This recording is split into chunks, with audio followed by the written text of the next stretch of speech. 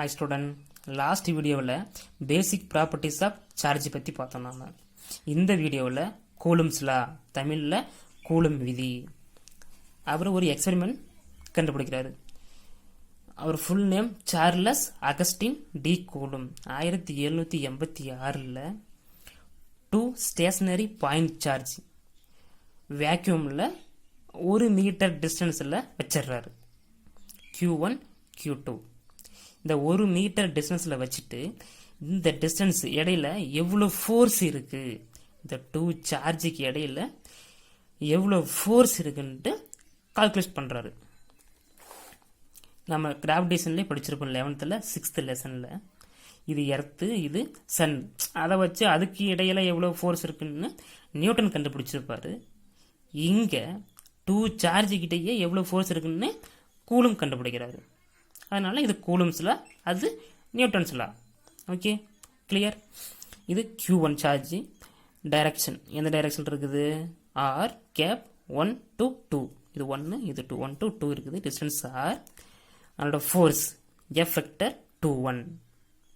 Okay, formula F force F21 proportional to Q1 Q2 by R square into R12 gap.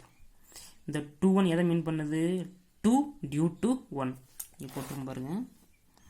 Where Q1 Q2 charges, R cap 1 to unit vector direction 1 to 2, R distance, K proportionality constant, F vector 21 force on 2 due to 1, அதாவது 1 depend பண்ணி 2 இருக்குது.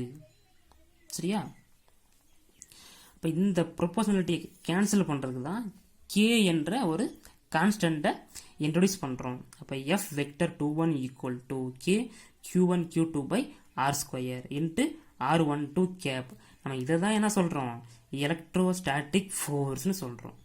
என்ன சொல்கிறோம்? Electrostatic force. So அதோட important aspects நம்ம பார்க்க போகிறோம். First point என்ன சொல்லுது? Coulomb's law states that the electrostatic force, அதாவது அந்த force directly proportional to the point charge Q1 Q2. எங்க இந்த ஃபோர்ஸ் Q1 Q2 டைரக்ட்லி ப்ரொபோர்ஷனலாக இருக்குது. செகண்ட் என்ன? Inversely proportional to the square of the distance. அந்த டிஸ்டன்ஸுக்கு ஃபோர்ஸ் இன்வெர்ஸாக இருக்குது. எதை மீன் பண்ணுது? அதாவது அந்த சார்ஜ் இருக்குல்ல, அந்த சார்ஜ் டிஸ்டன்ஸ் இன்க்ரீஸ் ஆக ஆக அதனோட ஃபோர்ஸ் என்னாகும்? டிக்ரீஸ் ஆகிட்டே வரும். அதான் இன்வெர்ஸ்லி ப்ரொபோர்ஷனல். ஓகே, இது first point over. Second point, the force on the charge Q2 excited by the charge Q1. Q1 Q2 மேல ஒரு ஃபோர்ஸ் எக்ஸைட் பண்ணுது. சரியா? அது எதை காட்டுது? R12 தெளிவாக காட்டும். அதாவது ஆர்கே 1 டைரக்ஷன் 1 to 2. சரியா? அதனால நம்ம பிளஸ் போட்டிருக்கோம். சப்போஸ் Q2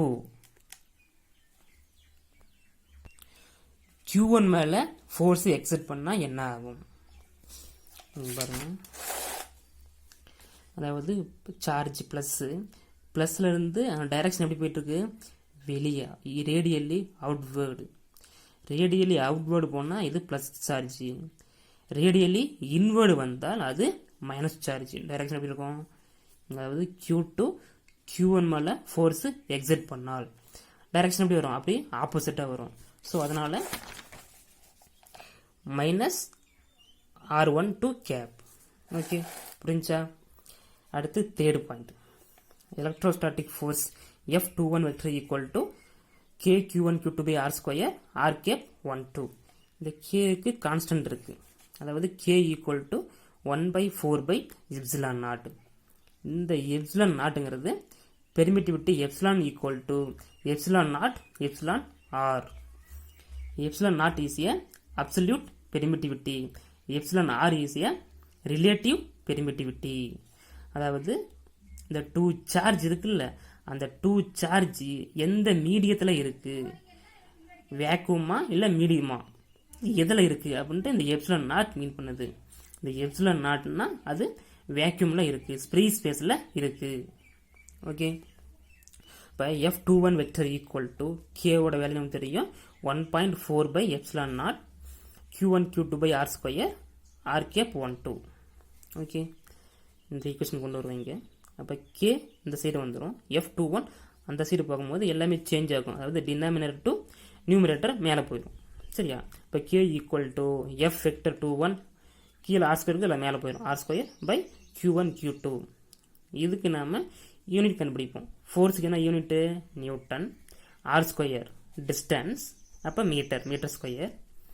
கீழே Q1 Q2 கூலும், அதாவது சார்ஜுக்கு யூனிட்னா கூலும், இங்கே coulomb, C into C C square. இது டினாமினேட்டர் இருக்குது, நியூமினேட்டர் வந்தால் சி -2. சரியா, அப்போ இதுக்கெல்லாம் நம்ம வேலைஸ் கொடுத்து அப்ளை பண்ணோம்னா நமக்கு கிடைக்கக்கூடிய answer K equal to 9 × 10⁹ nm square C -2. Okay, அடுத்து அப்சல்யூட் பெர்மிட்டிவிட்டி கண்டுபிடிப்போம், வேல்யூஸ் என்னன்ட்டு. Epsilon not equal to 1/4/k. இதுக்கு நம்ம அப்ளை பண்ணுறோம் வேல்யூஸ். 4 × பையோட வேல்யூ நமக்கு தெரியும் 3.14 × k. இப்போ தான் கண்டுபிடிச்சோம் நம்ம 9 × 10⁹.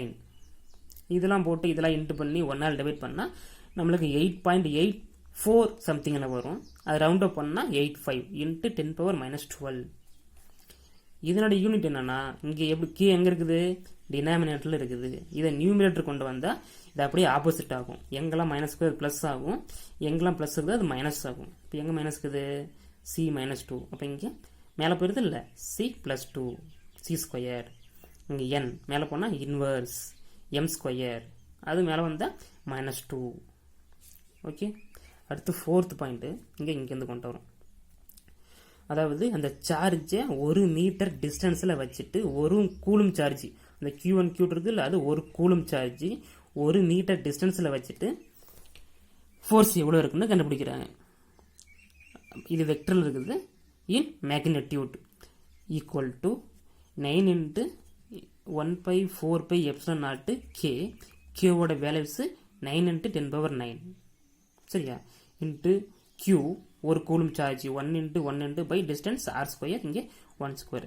இதெல்லாம் நம்ம இன்ட்டு பண்ண நமக்கு என்ன கிடைக்கும்? 9 × 10⁹ நியூட்டன். அதாவது ஃபோர்ஸ் இருக்குல்ல, அதனோட அழகு நியூட்டன். ஸோ இந்த வேல்யூஸ் மிகப்பெரிய வேல்யூ, அதாவது ஹியூஜ் குவான்டிட்டி. இப்போ இது எதுக்கு ஈக்குவலாக இருக்குன்னா 1 மில்லியன் மாஸ் வெயிட், அதாவது 1 மில்லியன் மாஸோட வெயிட்டுக்கு இது ஈக்குவலாக இருக்குது. நாம் நடைமுறையில் இதெல்லாம் யூஸ் பண்ண மாட்டோம். நாம் யூஸ் பண்ணுறது என்ற எவ்வளோன்னா மைக்ரோ கூலும் நேனோ கூலும். அதாவது மைக்ரோ கூலும் எவ்வளோ? 10⁻⁻6, நேனோ கூலும் 10⁻⁻9. அப்படின்னா இங்கே என்ன ஆகும்? மைனஸ்னா 0.00 சம்திங் வரும். பட் இது ப்ளஸ்லேருந்து என்ன ஆகும்? 0, இங்கே பவர் 9 இருக்குல்ல, அப்போ 90 போடணும்.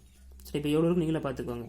சரியா, அவ்வளோ ஹியூஜ் குவான்டிட்டி நம்ம யூஸ் பண்ண மாட்டோம். நாம் யூஸ் பண்ணுறது மைக்ரோ கூலும் நேனோ கூலும்.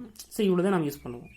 சரியா, இம்பார்ட்டன்ட் ஆஸ்பெக்ட்ஸில் 8 பாயிண்ட்ஸ் இருக்குது. நம்ம இதில் 4 பார்த்துருக்கோம். அடுத்த 4 அடுத்த வீடியோவில் பார்க்கலாம். சரியா, தேங்க்யூ.